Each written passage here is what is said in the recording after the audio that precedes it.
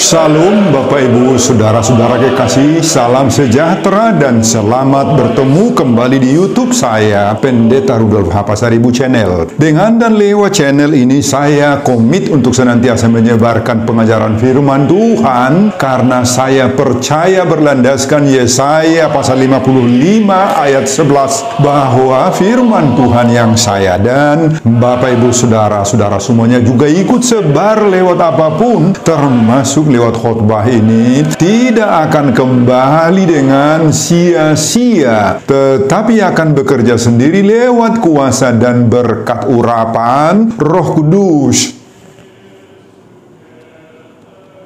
Mari Bapak Ibu Saudara-saudara semuanya, saya ajak membantu saya menyebarkan firman Tuhan khotbah di pertanggungan minggu kelima sesudah Trinitatis 20 Juli 2025, terambil dari kitab Amos pasal 8 ayat 1 sampai 12 dan bacaan dari Injil Lukas pasal 10 ayat 38 sampai 42. Diikat oleh topik atau tema memilih bagian yang terbaik. Dalam bahasa Batak Toba dituliskan memilih tohap naumuli. Saya baca untuk kita, simaklah pembacaan firman Tuhan berikut ini. Khotbah kita Amos pasal 8 ayat 1 sampai 12 ini terdiri dari 4 perikop. Perikop pertama ayat 1 sampai 3 berjudul penglihatan keempat, bakul dengan buah-buahan. Perikop kedua ayat 4 sampai 8 berjudul peringatan terhadap orang yang mengisap sesamanya. Perikop ketiga ayat 9 sampai 10 berjudul gerhana matahari dan ratapan. Perikop keempat ayat 11 sampai 14 lapar dan haus. Inilah yang diperlihatkan Tuhan Allah kepadaku. Tampak sebuah bakul berisi buah-buahan musim kemarau. Lalu berfirmanlah ia, apakah yang kau lihat Amos? Jawabku, sebuah bakul berisi buah-buahan musim kemarau. Berfirmanlah Tuhan kepadaku, kesudahan telah datang bagi umatku Israel. Aku tidak akan memaafkannya lagi. Nyanyian-nyanyian di tempat suci akan menjadi ratapan pada hari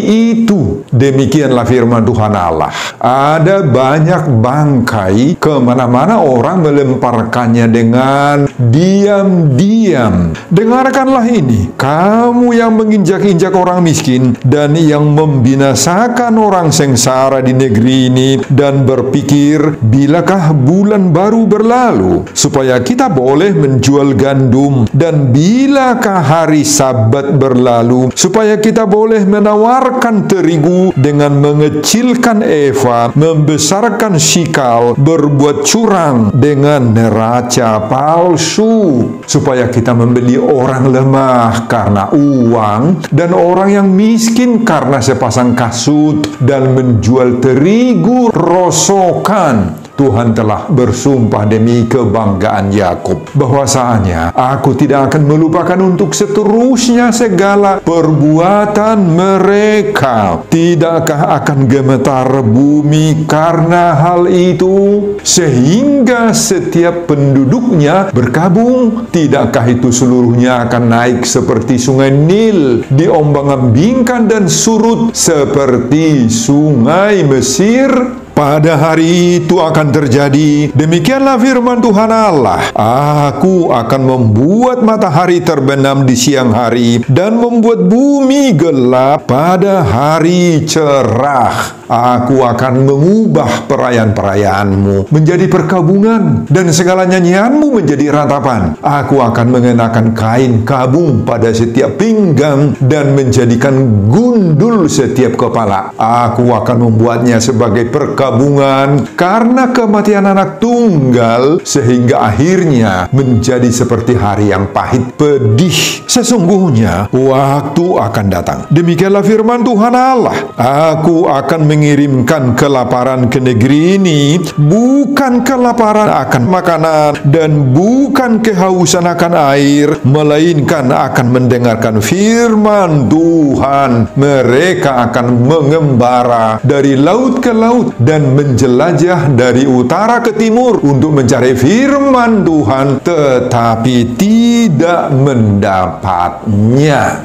Nah, Bapak, Ibu, dan saudara-saudara, demikianlah nats khotbah kita di pertengahan minggu kelima sesudah Trinitatis 20 Juli 2025, dihubungkan dengan topik memilih bagian yang terbaik, memilih tohab naumuli. Saudara, Amos adalah seorang peternak domba berasal dari Tekoa. Tekoa itu terletak di sebelah tenggara kota Bethlehem. Dia dipanggil Tuhan menjadi nabi yang berasal dari selatan, tetapi menyampaikan firman ke masyarakat di Israel Utara di sekitar abad ke-8 sebelum Masehi, sebagaimana pasal 7 ayat 12 sampai 13. Pada masa pemerintahan Raja Yerobeam di utara dan Raja Usia di Yehuda. Saudara, pada masa itu sudah banyak orang Israel yang hidupnya makmur. Ibadah dipentingkan dan negeri Israel nampaknya dalam keadaan damai. Namun Amos melihat bahwa yang mengecap kemakmuran hanyalah para hartawan yang memperkaya diri dari hasil penindasan dan ketidakadilan terhadap orang miskin.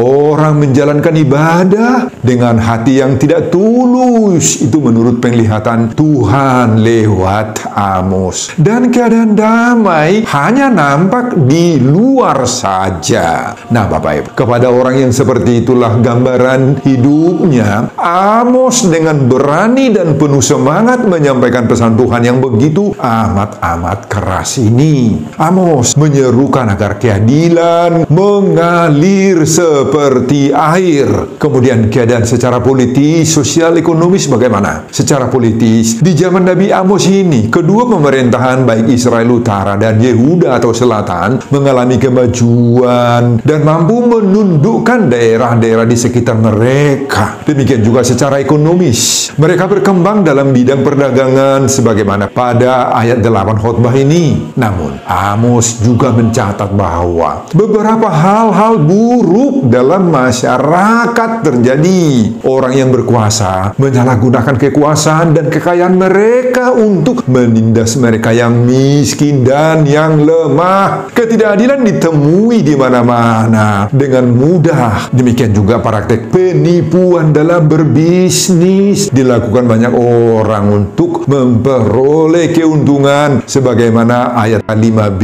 khotbah ini. Perbudakan terjadi karena utang yang tidak bisa dibayar. Orang yang kurang mampu dieksploitasi sebagaimana ayat 4. Nah, Bapak Ibu, mari kita lihat nats khotbah kita saat ini di pasal 8 ayat 1 sampai 12. Pada ayat 1 sampai 3, Allah memberikan penglihatan kepada Amos. Ini adalah penglihatan keempat yang diberikan Allah kepada Amos. Allah memperlihatkan sebuah bakul berisi buah-buahan musim kemarau. Nah, Bapak Ibu, melalui penglihatan ini Allah mau menegaskan bahwa Allah tidak tinggal diam akan kejahatan umatnya. Allah siap menghukum umat yang tidak peduli pada peringatan Tuhan. Hari kemalangan mereka akan segera tiba. Sukacita mereka akan berakhir. Kemunafikan dan kesombongan mereka juga akan berakhir. Hari penghukuman mereka sudah tiba. Kemudian pada ayat 4-8, orang-orang kaya, pedagang, saudagar, yang tidak peduli pada orang miskin, yang senang menginjak-injak dan mengisap sesamanya dengan berbuat curang. Mereka berpikir,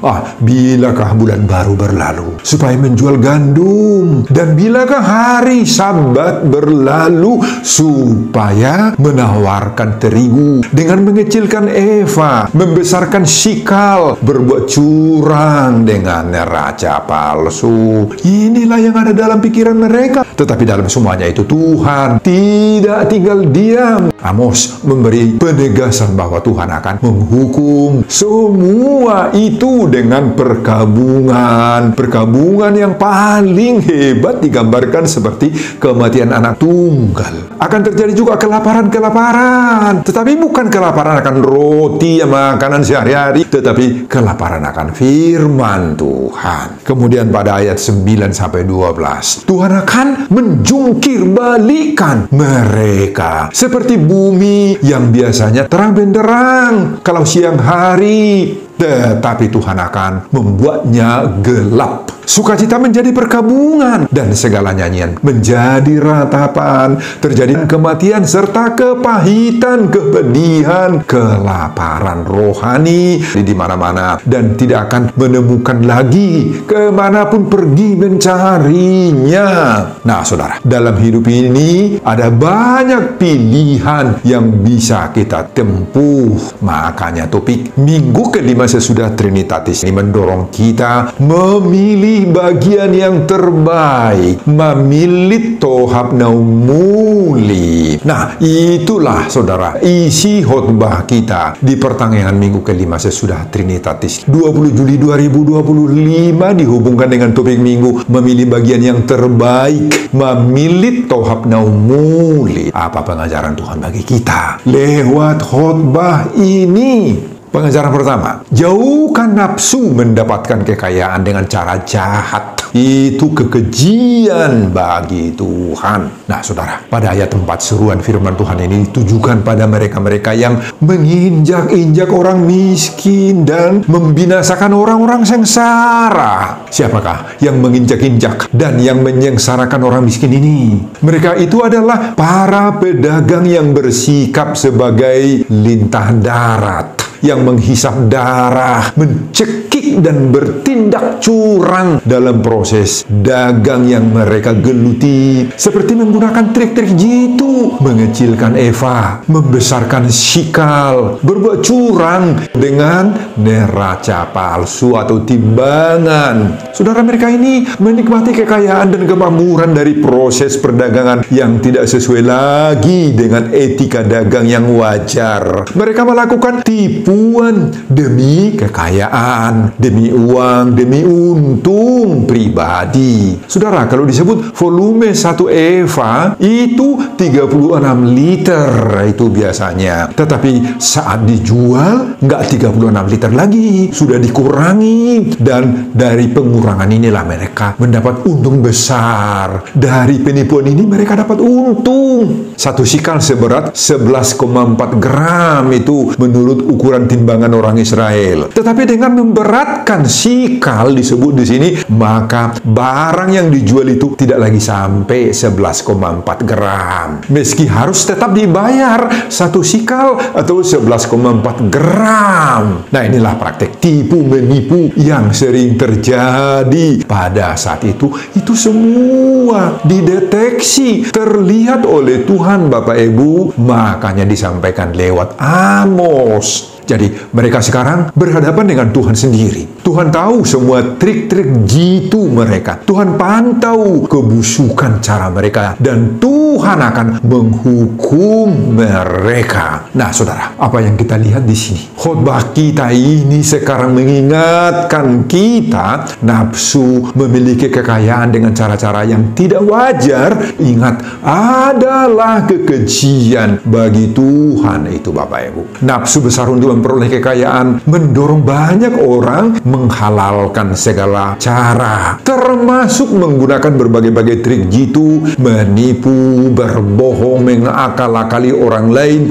sehingga banyak orang menjadi korban hawa nafsu. Nah, saudara, siapapun di antara kita tentu saja menghendaki dan pasti selalu berusaha menjadi kaya atau beruntung dari usahanya, toh dari jualannya, dari tiga-tiganya, dari bisnis yang dia tekuni, kita harapkan untung toh. Itu tidak salah tentunya. Itu tidak bertentangan dengan kehendak Tuhan, sebab Tuhan juga mendorong kita bekerjalah.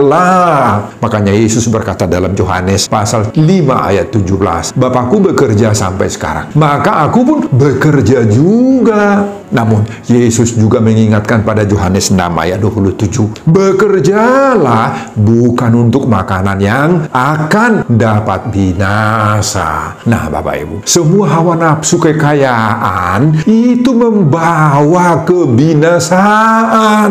Oleh karena itu Bapak Ibu, topik minggu kelima sesudah Trinitatis 20 Juli 2025 mendorong kita memilih bagian yang terbaik, memilih tohab naumuli. Nah inilah bagian yang baik itu bagi kita sekarang. Apa? Bekerja untuk kemuliaan Tuhan dan untuk berkat bagi sesama kita. Amin. Bapak Ibu dan saudara-saudara, pengajaran kedua, Tuhan tidak membenci kekayaan, tetapi hati jangan berfokus pada kekayaan. Saudara, hati para pedagang yang dilihat oleh Tuhan lewat Amos di sini hanya berfokus pada bulan yang baru dan Sabat yang berlalu. Nah, dalam pikiran mereka hanya ada satu hal. Bilakah bulan baru berlalu supaya kita boleh menjual gandum? Dan bilakah hari Sabat berlalu supaya kita boleh menawarkan terigu dengan mengecilkan eva, membesarkan sikal, berbuat curang dengan neraca palsu? Itu yang ada dalam benak hati mereka, Bapak Ibu. Apa artinya itu? Bulan baru adalah hari pertama setiap bulan di kalender Yahudi yang dijadikan hari untuk berkumpul, makan bersama dan mempersembahkan korban istimewa. Belakangan hari itu menjadi perayaan nasional. Tidak boleh bekerja pada hari itu, sebagaimana dalam kitab Bilangan pasal 10 ayat 10, kitab 2 Tawarid 8 ayat 13 juga ada, Kolose 2 ayat 16 juga ada. Sedangkan Sabat, yakni hari Sabtu dalam agama Yahudi, itu adalah hari yang suci. Tidak boleh mengerjakan apapun pekerjaan kecuali hanya satu, untuk beribadah saja, untuk berdoa saja. Orang yang melanggarnya dikenakan sanksi atau hukuman. Nah saudara, inilah yang dikeluhkan oleh para pedagang-pedagang ini. Nah, jika tiba hari-hari ini mereka tidak bisa bekerja lagi, mereka tidak bisa jualan, tidak bisa berusaha, tidak bisa berdagang, tidak bisa lagi mencari untung. Mereka sangat menanti-nantikan kedua hari ini cepatlah berlalu. Dan meskipun mereka melakukan ibadah-ibadah, perkumpulan-perkumpulan pada kedua event ini, maka hati atau perhatian mereka, pikiran mereka, konsentrasi mereka tidak fokus pada ibadah, Bapak Ibu. Tidak fokus kepada doa-doa itu, tetapi justru pikiran mereka ini lari kepada hasil tiga-tiganya, lari kepada dagangannya, kepada jualannya, kepada bisnisnya, kepada uang fokusnya. Walaupun mereka mengikuti kedua event ini, ritual ini, bulan baru dan Sabat, tetapi hati mereka tidak pernah terfokus pada Tuhan. Justru hati mereka resah. Kapan selesainya ibadah ini, doa ini, acara ini? No, ini yang ada dalam pikiran mereka, benak hati mereka, Bapak Ibu. Makna ibadah bagi mereka itu hilang. Persekutuan dengan Tuhan pupus, sama sekali tidak ada. Agama tidak berdampak apa-apa lagi. Dan bahkan setelah bulan baru dan Sabat berakhir, seperti yang mereka tunggu-tunggu damba-dambakan itu, nah apa yang mereka lakukan? Wah, mereka menipu, menjual terigu dengan mengecilkan eva, membesarkan sikal, berbuat curang dengan neraca palsu.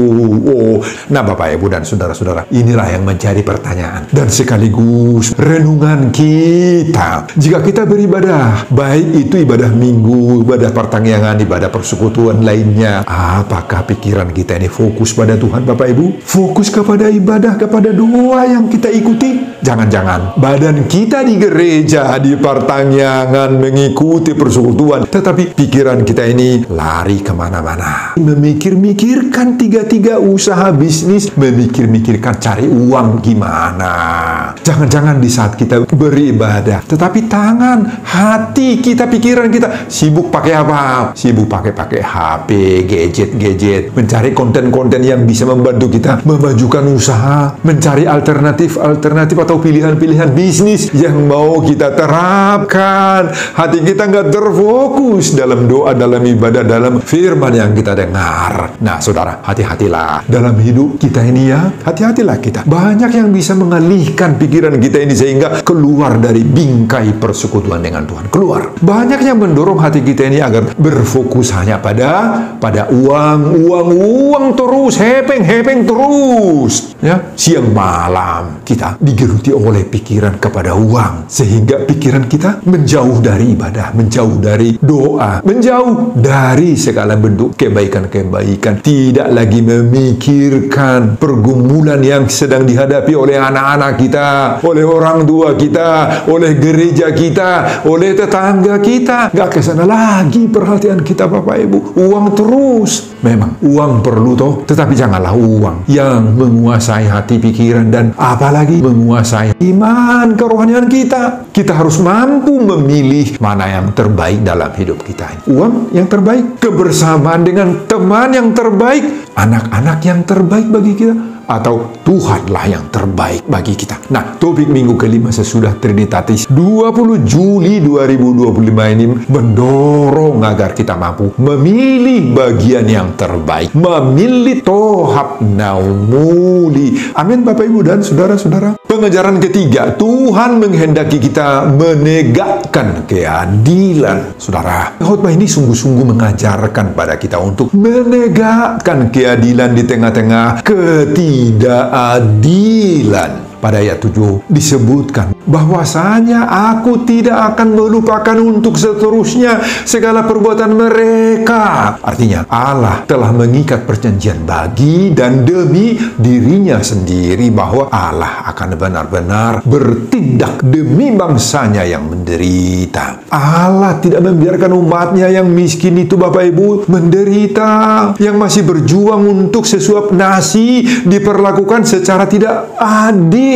Nah, Bapak Ibu, keadilan yang dimaksud di sini bukan hanya dalam bidang perdagangan, dalam bidang jual beli tiga saja, bukan. Tetapi mencakup dalam semua aspek kehidupan, aspek profesi kita. Nah, di sana harus kita perjuangkan keadilan, Bapak Ibu. Ketidakadilan juga bisa saja terjadi dalam konteks apa? Konteks gereja, konteks berjemaat, konteks keluarga, berkomunitas di RT, di RW, dalam konteks persautaan juga bisa saja di sana bisa ketidakadilan. Nah, kita dituntut untuk berlaku adil dan membela orang-orang yang diperlakukan secara tidak adil. Apa berhasil atau tidak usaha kita membela mereka?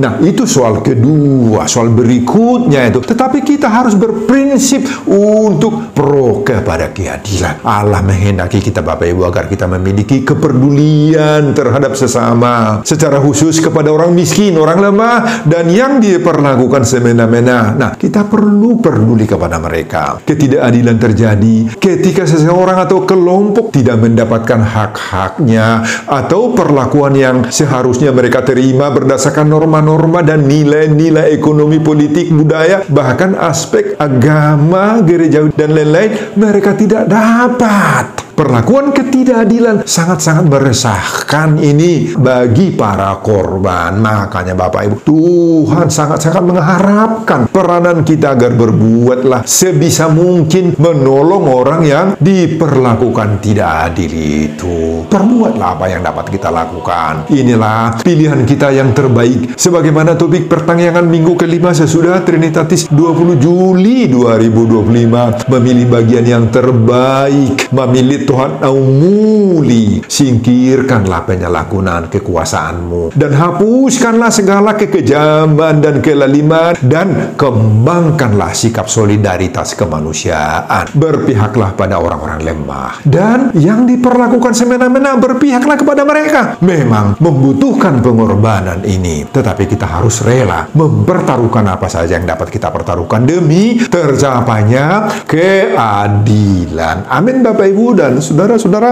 pengajaran keempat, semoga tidak terjadi kelaparan rohani akibat dosa kita. Nah, Bapak, Ibu, dan saudara-saudara, akibat dosa umatnya, maka pada ayat 11-12, Allah akan menjatuhkan kelaparan bagi negeri, tetapi bukan kelaparan akan roti. Kelaparan akan apa? Kelaparan akan firman Allah. Pada ayat 11 ditulis, sesungguhnya waktu akan datang, demikianlah firman Tuhan Allah, aku akan mengirimkan kelaparan ke negeri ini, bukan kelaparan akan makanan, dan bukan kehausan akan air, melainkan akan mendengarkan firman Tuhan. Nah, Bapak Ibu, kelaparan yang dikirimkan Tuhan itu bukan soal roti tadi disebutkan, bukan soal makanan sehari-hari, tetapi kelaparan akan firman Allah. Nah, ternyata kelaparan paling parah ternyata bukan karena tiada makanan dan kebutuhan sehari-hari, ya. Bukan itu kelaparan yang paling parah, tetapi karena tidak ada lagi yang memberitakan firman. Nah, saudara, kita diingatkan sekarang bahwa betapa lebih berharganya rupanya firman Tuhan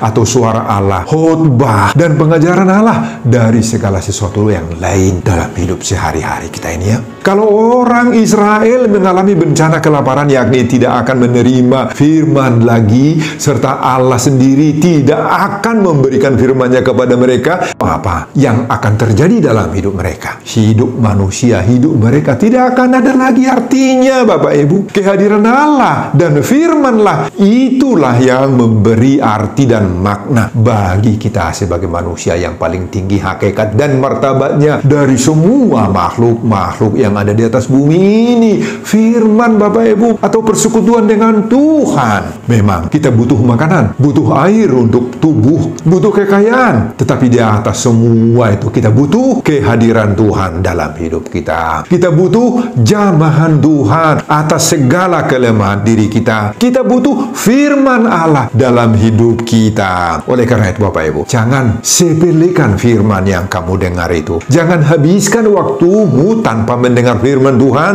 Jangan izinkan dirimu kelaparan dan kehausan akan firman, karena dengan firman itulah kita kuat, bersemangat, ditopang dalam menghadapi segala tantangan hidup ini. Jangan menjauhi firman, menjauhi doa, menjauhi ibadah. Jangan sampai terjadi ini, Bapak Ibu. Ini malah petaka terbesar dalam hidup kita kalau sudah Tuhan menjauh dari diri kita. Segala sesuatu dalam diri kita ini terjadi hanya karena Tuhan sendiri. Makanya biarlah kita hidup bersama Tuhan, bersama firman Tuhan. Inilah pilihan kita yang terbaik. Sebagaimana topik pertanyaan minggu kelima sesudah Trinitatis 20 Juli 2025, memilih bagian yang terbaik, memilih tohab naum muli. Kita hidup dengan firman-Nya. Amin, Bapak Ibu dan saudara-saudara. Sebelum saya mengakhiri khotbah ini, kembali saya mengajak Bapak Ibu dan saudara-saudara untuk membantu saya menyebarkan pengajaran firman Tuhan khotbah di pertanyaan minggu kelima sesudah Trinitatis 20 Juli 2025